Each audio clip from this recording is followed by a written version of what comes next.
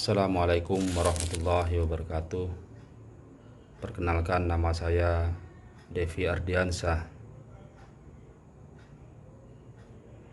Prodi Manajemen dalam tugas mata kuliah Etika Bisnis, dosen pengampu Muhammad Taufan Nugroho SIMM.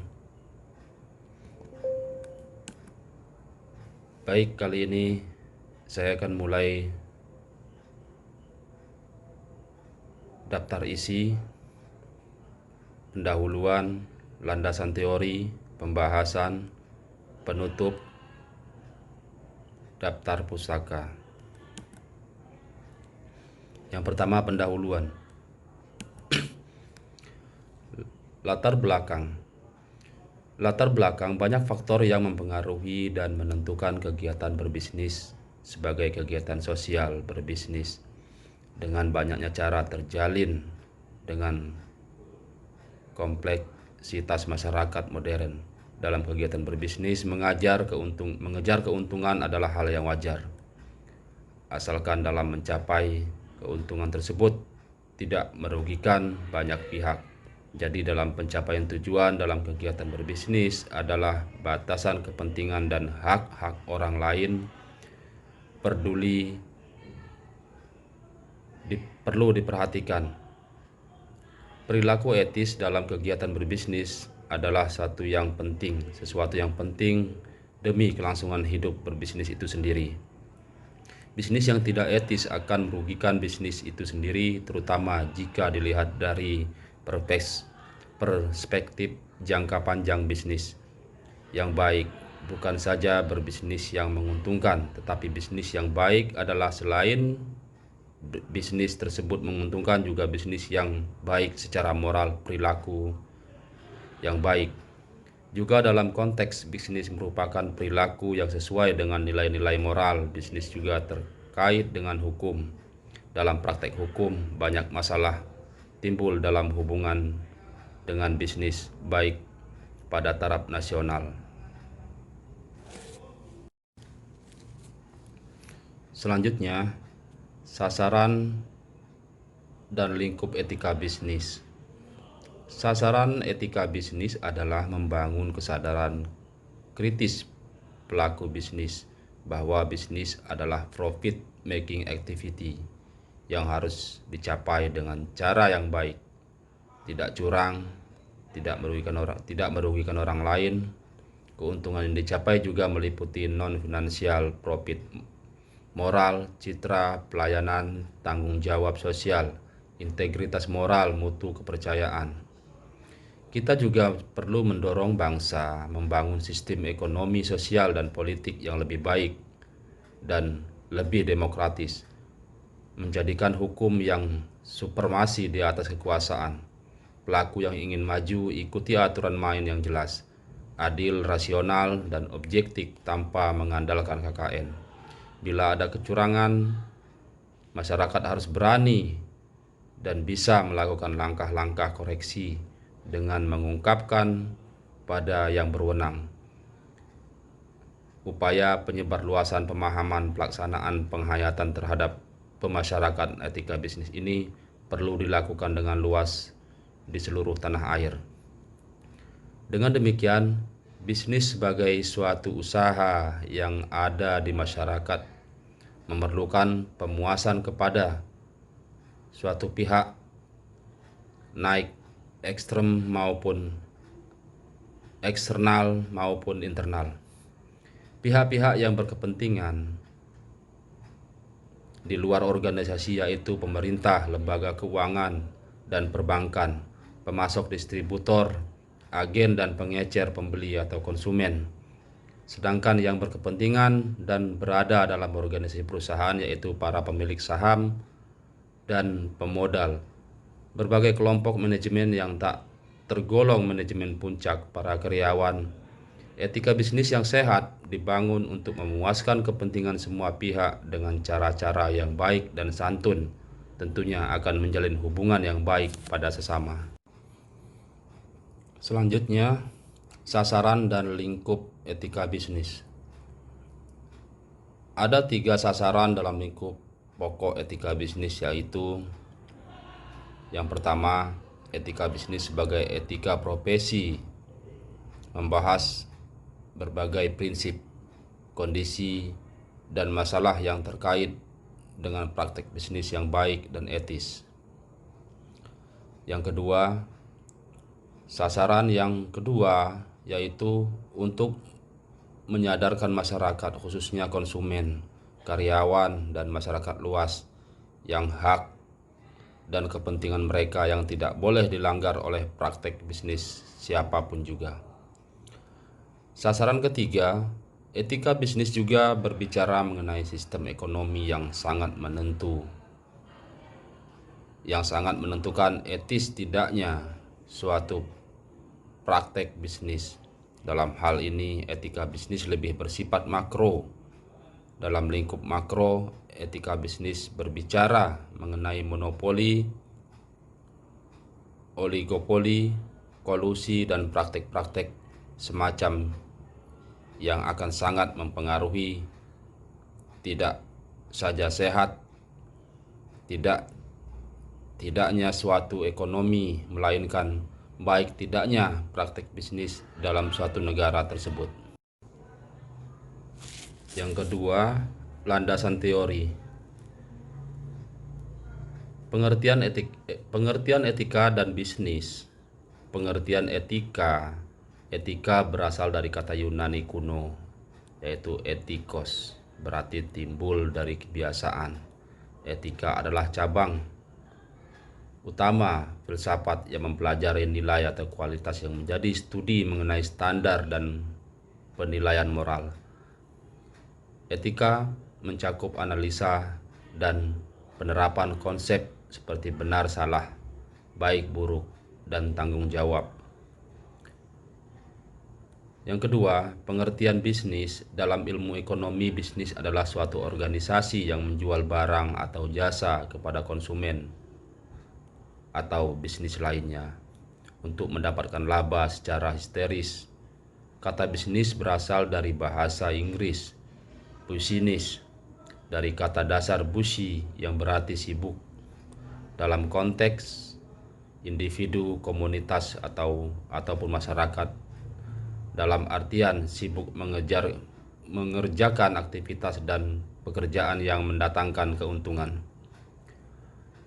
Yang ketiga, pengertian etika bisnis. Etika bisnis merupakan cara untuk melakukan kegiatan bisnis yang mencakup seluruh aspek yang berkaitan dengan individu, perusahaan, dan juga masyarakat. Etika bisnis dalam suatu perusahaan dapat membentuk nilai, norma, dan perilaku karyawan, serta pimpinan dalam membangun hubungan yang adil dan sehat dengan pelanggan atau mitra kerja, pemegang saham.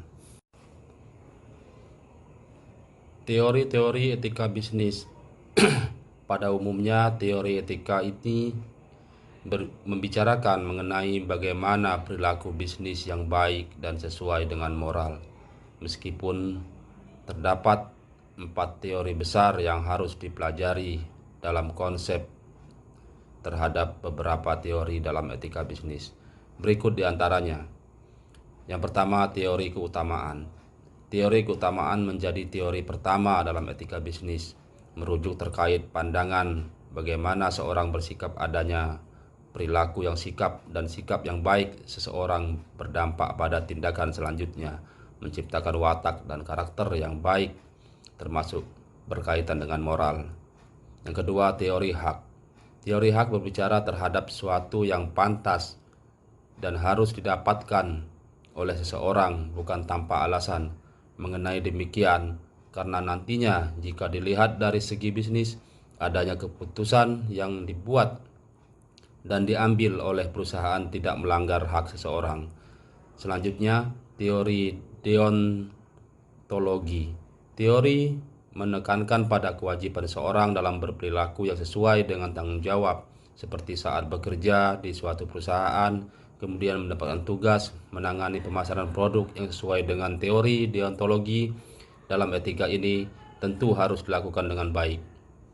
Selanjutnya, teori teleologi. Teori beranggapan bahwa bisnis etis merupakan suatu yang berhasil menciptakan keseimbangan dengan baik hingga mencapai tujuan akhir. Sehingga proses yang berjalan, teori ini juga disebut sebagai teori yang landasan konsep kebaikan.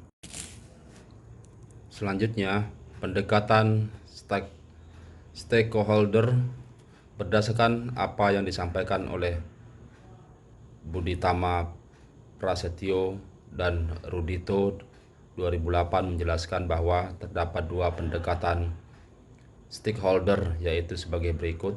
Yang pertama, all cooperative relation. Itu pendekatan ini menekankan pada bentuk pelaksanaan kegiatan perusahaan secara terpisah.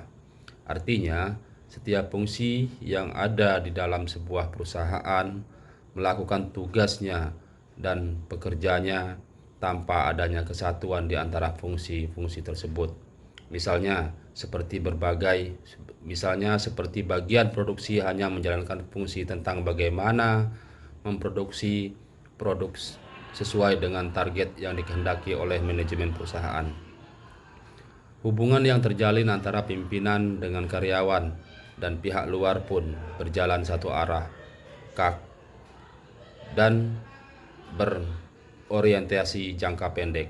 Hal tersebut tentu saja akan mengakibatkan setiap bagian yang ada di dalam perusahaan memiliki kepentingan, nilai dan tujuan berbeda-beda tergantung pada pimpinan setiap fungsi. Terkadang hal tersebut berbeda dengan visi misi dan capaian yang sesuai ditargetkan oleh perusahaan. Yang kedua, New Cooperative Relation. Pendekatan ini menekankan pada kolaborasi antara perusahaan dengan semua stakeholdernya.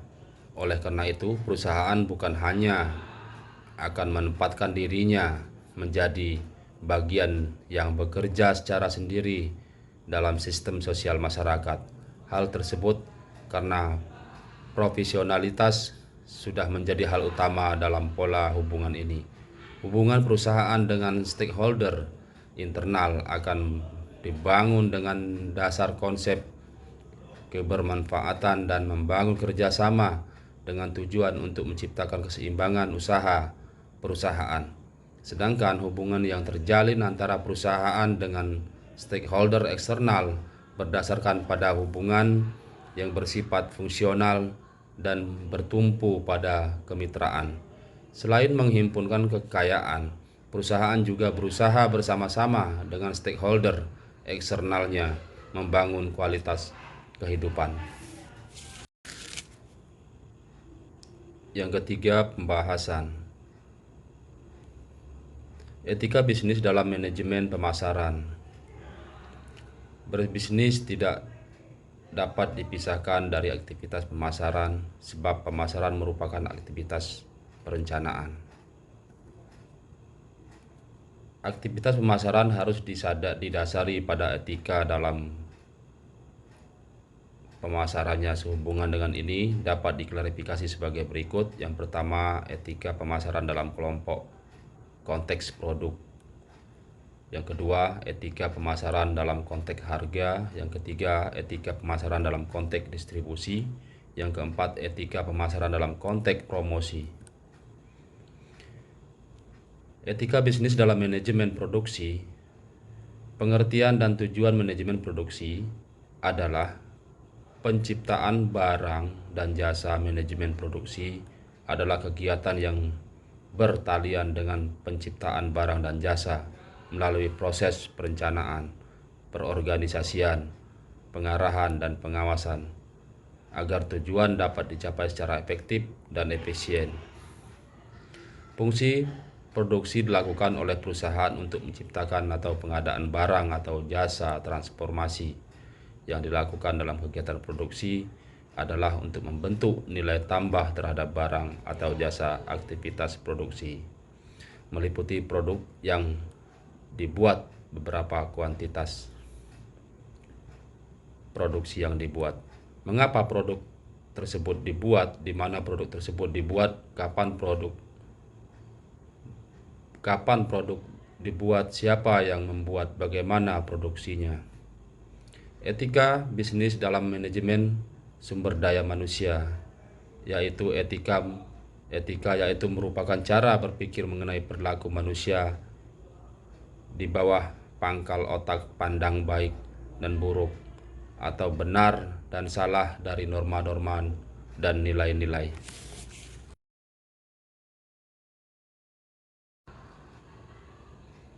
Etika Utilitarianisme adalah teori etika normatif yang menentukan bahwa kebaikan adalah tindakan yang memaksimalkan kebahagiaan dan kesejahteraan bagi semua individu terdampak, meskipun terdapat bentuk-bentuk utilitarisme dengan karakterisasi yang berbeda.